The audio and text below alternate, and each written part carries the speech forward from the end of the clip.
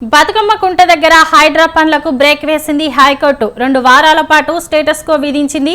అయితే బాగంబర్పేటలోని బతుకమ్మ కుంట స్థలంపై హైకోర్టును ఆశ్రయించారు బీఆర్ఎస్ నేత ఎడ్ల సుధాకర్. ఈ నేపథ్యంలో హైడ్రా హెచ్ఎండిఏ జీహెచ్ఎంసీ రెవెన్యూ శాఖలకు కౌంటర్ దాఖలు చేయడానికి 2 వారాల గడువును కోరింది హైకోర్టు.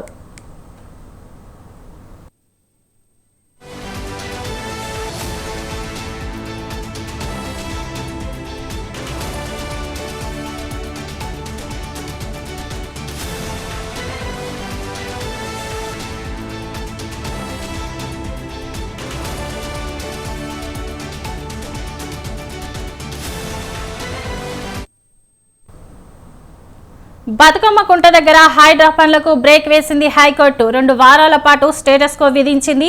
అయితే బాగంబర్పేటలోని బతుకమ్మ కుంట స్థలంపై హైకోర్టును ఆశ్రయించారు బీఆర్ఎస్ నేత ఎడ్ల సుధాకర్.